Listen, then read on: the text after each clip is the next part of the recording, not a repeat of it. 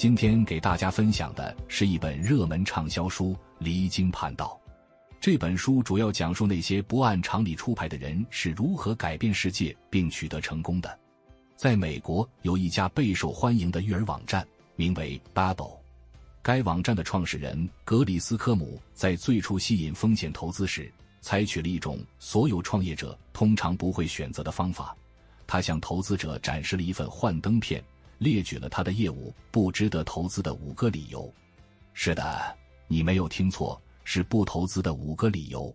通常情况下，这种做法会对创业者的宣传造成致命打击，因为投资人更希望看到投资的理由，而不是业务的缺陷。然而令人惊讶的是，格里斯科姆这种违反常规的做法竟然奏效了。Babel 成功获得了330万美元的投资。2年后，格里斯科姆再次采用同样的策略向迪士尼推销 Babel， 列举了网站的几个缺陷，比如用户参与度低、内容偏离育儿主题、需要调整网站后端程序等等。结果你猜怎么着？迪士尼掏出了4000万美元，成功收购了 Babel。通常人们认为要有说服力，就应该强调优点，而尽量不提缺点。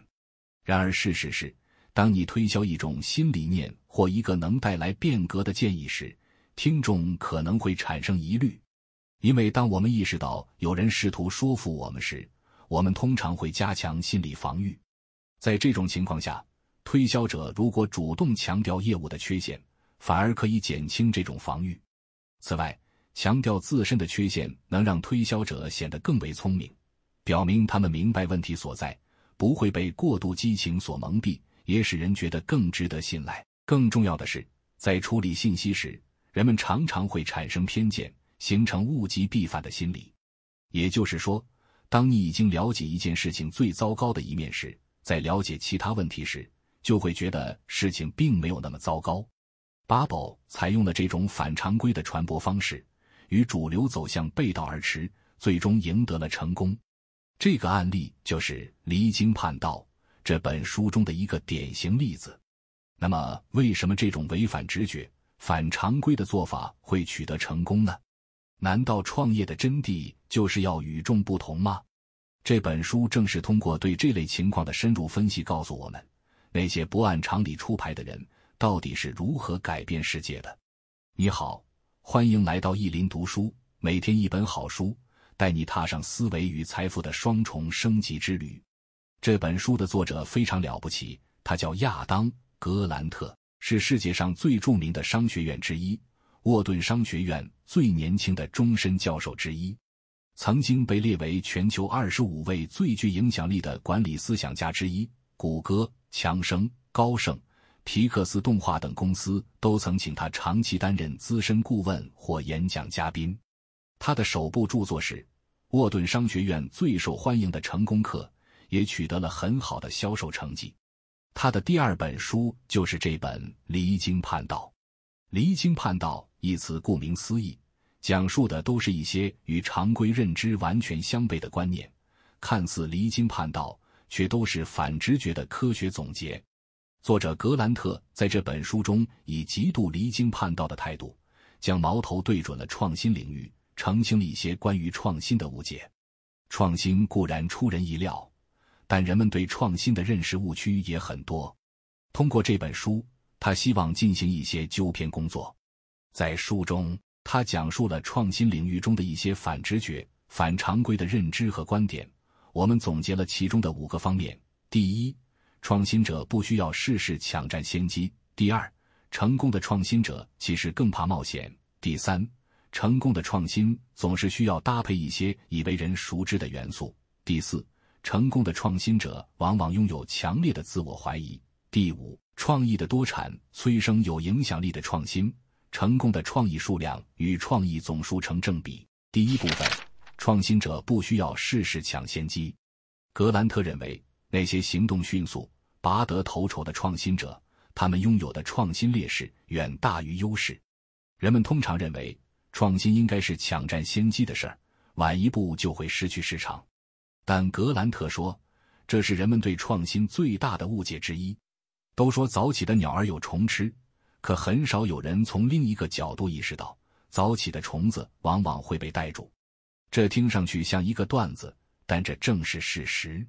在营销研究中，企业会被分成2种类型：最先开发或销售某一产品的，被称为开拓型企业；等到开拓型企业创造好市场后才进入的，被称为定居型企业。有人对36个不同类别的数百种品牌进行过统计，发现开拓型企业的失败率为 47%， 定居型企业的失败率则只有 8%。 开拓者是第一个进入市场的人，所以必须自己承担一切损失，他们容易停留在早期的产品中，陷入僵化。比方说，全球首家社交网站叫 Friendster， 它在2002年成立，很快就拥有了300万用户。但是这家网站没有做精确的用户分析，只是急于扩张，当然没法带来广告营收。而 Facebook 在2年后大获成功，因为他们耐心分析了用户的偏好，并根据这些偏好推出了很多大受欢迎的功能。在这个例子里， Facebook 是典型的定居者。定居者虽然进入市场比开拓者晚，但是会改进竞争对手的缺陷，分析市场反馈出来的需求，从别人的错误中学习，不断适应消费者的需求变化。所以，成为好的创新者，并非要做第一个行动的人，只是需要做到有所不同，有所突破。比起开拓者，定居者更善于等待时机。家庭视频游戏机早在1972年就被研发出来了，但是任天堂在10几年后才开发出了超级马里奥兄弟这样的游戏，奠定了市场地位。在这10几年里，任天堂做的就是等待时机，他们花了很长时间改进游戏机的控制器，增加游戏内容的吸引力，利用原创技术，革新了游戏机这个行业，它就是典型的定居者。有时候，创新者等待时机，并不是出于技术性原因，而是在等待社会等级的提升。研究发现，人在没有地位的情况下行使权利会受到惩罚。如果一个人对职场、社会的贡献度不够，也就不会获得足够多的社会尊重，也就换不来地位。当他们试图影响别人时，别人会想，你有什么资格影响我们呢？而当一个人通过努力工作或其他方式来积累尊重时，可以获得心理学所谓的性格信用，也就是当你在做与众人的预期相偏离之事的时候，能够拥有更高的自由度。获得的尊重越多，性格信用越高，自由度也就越高。而这有时并非一朝一夕能够实现，需要积淀，需要等待。从擅长等待这个角度来说，成功的创新者属于拖延症患者。拖延是高效的宿敌，却也能催生创造性。历史上很多思想家与发明家都有拖延症。达芬奇用了16年才画完蒙娜丽莎，这期间他要么在做光学实验，要么分心去做别的事情。可是他的光学实验能让他了解光线如何照射物体，这对蒙娜丽莎的创作有着不小的影响，使这幅画成为了经典。同样的例子还有林肯，他著名的格底斯堡演讲只有272个字，在演讲前一天他才完成了一半的讲稿。马丁·路德·金的我有一个梦想的演讲准备了2个月，在演讲前一晚，稿子甚至都还没有成型。达芬奇、林肯和马丁·路德·金的拖延并不是没有规划的浪费时间，他们只是在进行不断的测试，优化各种创作的组合，暗中循序渐进。在作品取得巨大成功之前，他们其实已经积蓄了强大的能量，只差窗户纸被捅破的那一下。所以有时候，天才般的灵感都是即兴产生的。马丁·路德·金演讲中的梦想这个词，甚至是在他演讲过程中才冒出来的灵感。当时有人在台下呼吁他分享自己的梦想，于是就在那一瞬间，马丁·路德·金做出了决定，开口说出我有一个梦想，融入了当时的氛围，并成就了这篇经典演讲。但如果没有之前长时间的准备，他不可能一下抓住这个打动人的词汇。拖延使人在深思熟虑中产生新想法，拖延也为即兴发挥打开大门。伟大的创新者也是伟大的拖延症患者，他们身上有一种独特的自律，能抵制住尽早完成任务的冲动，而去等待激动人心时刻的到来。第二部分，成功的创新者其实更怕冒风险。人们的心里渴望追求成功，越想成功，就越害怕失败。当这种动机极度膨胀时，往往会排斥创新精神。因此很多时候，人们追求的其实并不是独一无二的成功，而是更有把握的成功。创新者或变革的推动者也是如此，甚至在很多时候，他们都是被动地做出了那些伟大的事情。比如米开朗基罗，教皇在请他为西斯廷教堂的天花板画壁画时，他觉得自己只能做雕塑，画不了画，所以逃到了佛罗伦萨躲清静。教皇劝了他2年，才使他接受了任务。哥白尼更是谨慎，他把自己的日心说理论捂了22年，才在别人的催促下发表出来。明智的创新者会小心翼翼。一个最明显的特征是，很多创新者在取得成功之前都会留好退路。史蒂夫·沃兹尼亚克在和乔布斯创办苹果公司1年后，才辞去了原来的全职工作。谷歌的创始人一边创业，一边在斯坦福继续研究生学业，因为能获得一个博士头衔的话，人生会比较保险。众所周知的比尔·盖茨也不是退学搞软件开发，而是办的休学，而且他的父母当时还给了他一笔资金。股票市场中的一种理论，即如果你决定进行一项风险性投资，就需要谨慎对待其他投资来保护自己。成功的创新者在一个领域冒极大风险时，会在其他领域极度谨慎，从而平衡风险。数据也支持了这一点。研究显示，同那些辞去本职工作创业的企业家相比，继续本职工作同时创业的企业家，失败概率要降低 33%。聪明的创业者并不是不冒险，而是在关键抉择上不踩地雷。第三部分，成功的创新总是需要搭配一些已为人熟知的元素。咱们来看一个案例。上世纪90年代，迪士尼的一群编剧想做原创动画电影，于是冥思苦想出了《狮子王》的剧本。他们在向迪士尼高管汇报时说，这是一个叔叔杀死了父亲，然后由儿子为父亲报仇的故事，是哈姆雷特式的。这句话给了高管们一个参考点，熟悉的莎士比亚元素，让高管们把新颖的热带草原和一个经典故事联系了起来，清晰理解了编剧们的想法，明白这样的剧本会卖得很好。随后，在1994年，《狮子王》成为当年票房最高的电影。最有希望获得成功的想法，往往不是完全新式的，而是在新颖起点的基础上增加了令人熟悉的元素。数据显示，这样做能让创新的实用性增加 14%。这利用了心理学上的纯粹接触效应。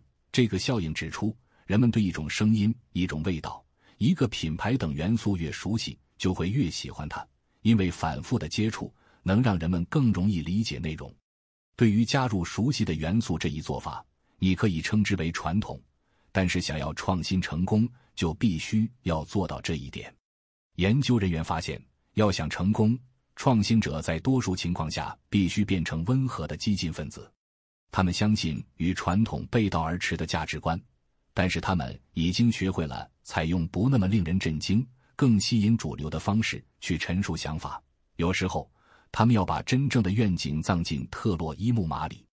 2011年，一个叫佩里的大学生想实现无线充电，他联系了几十位技术专家，希望与他们合作。他给他们讲自己的概念，可是对方都说，这在理论上存在缺陷。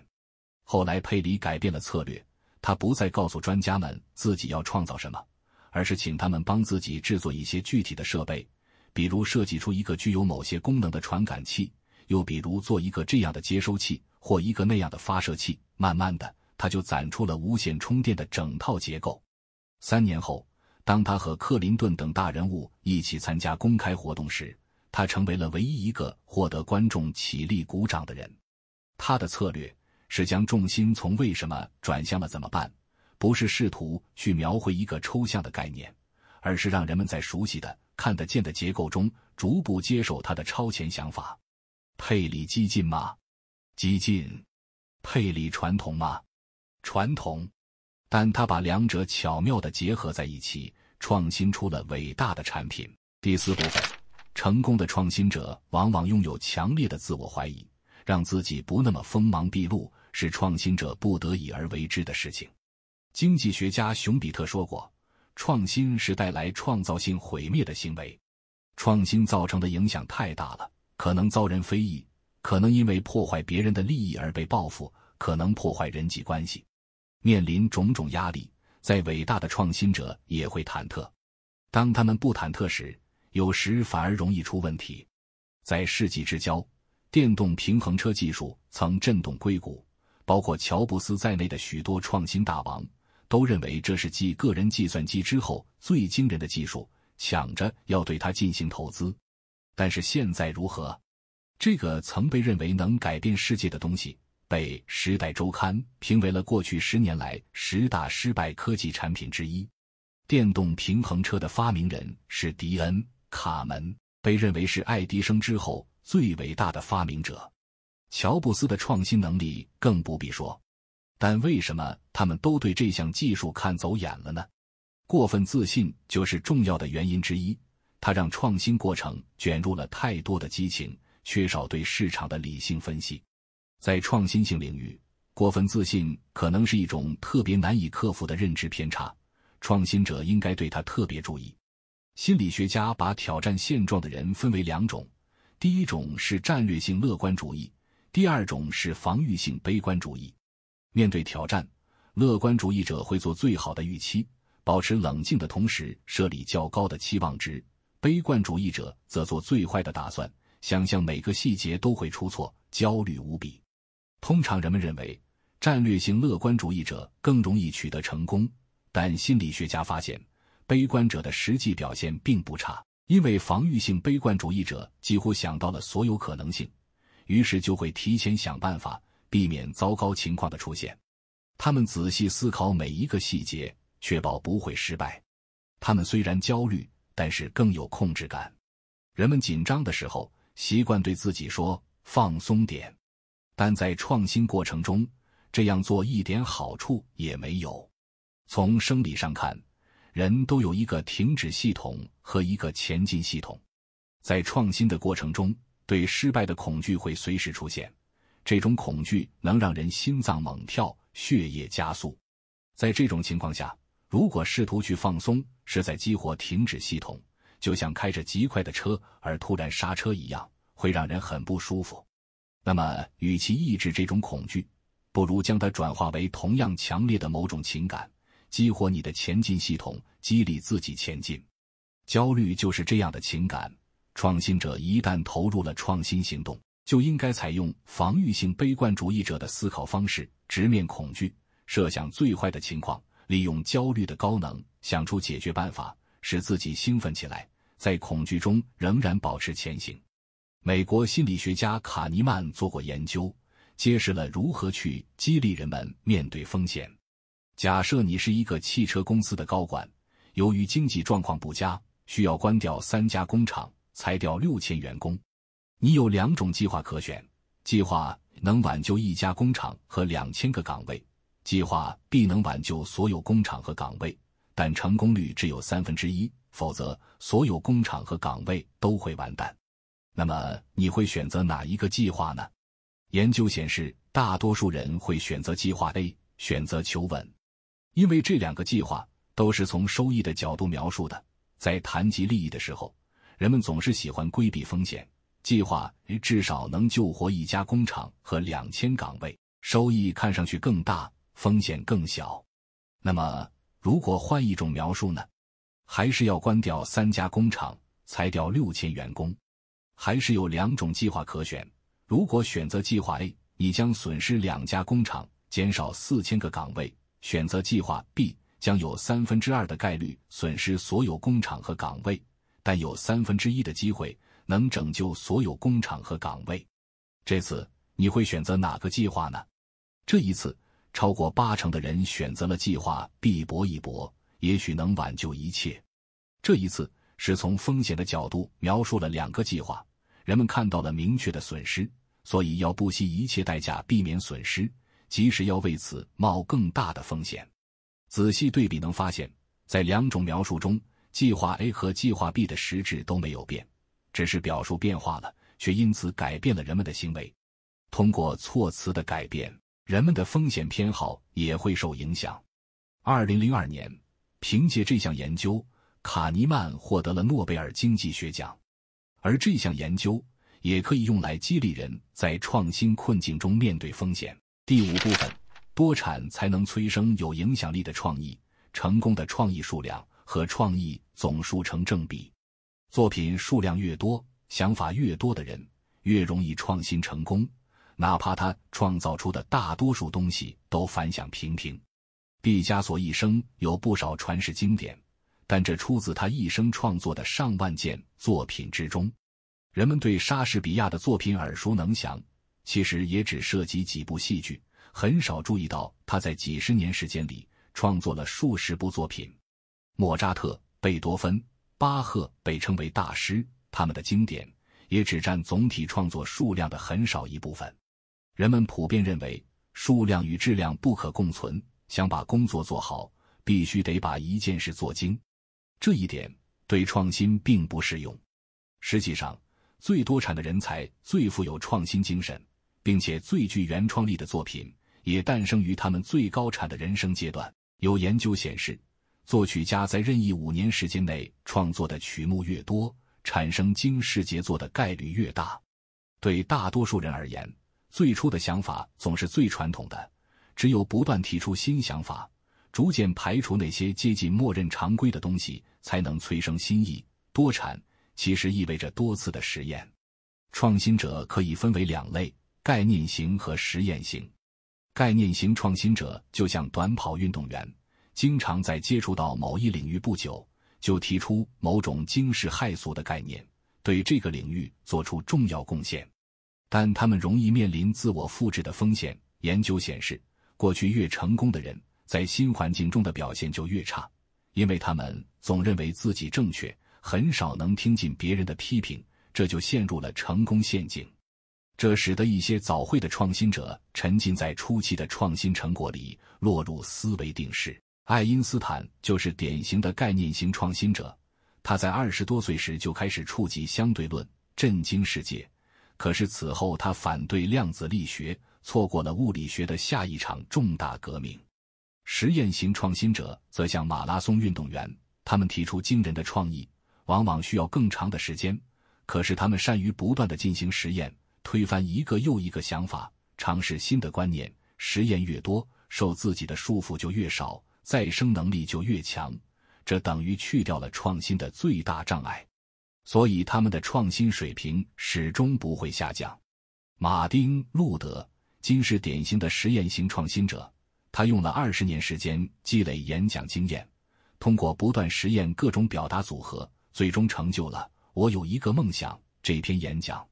从平衡风险、选择时机、组合元素、管理情绪，再到不断实验，都说明了创新行为具有可控性。有学者认为，大多数人做决定时会遵循结果逻辑，即采用哪种行动会产生最好的结果。而试图挑战现状的人喜欢采用恰当性逻辑，在同样的情况下，他们会思考，像我这样的人应该怎么做。他们比较习惯向内看自己的特性，他们做出决定时取决于自己是谁，或者自己想成为谁。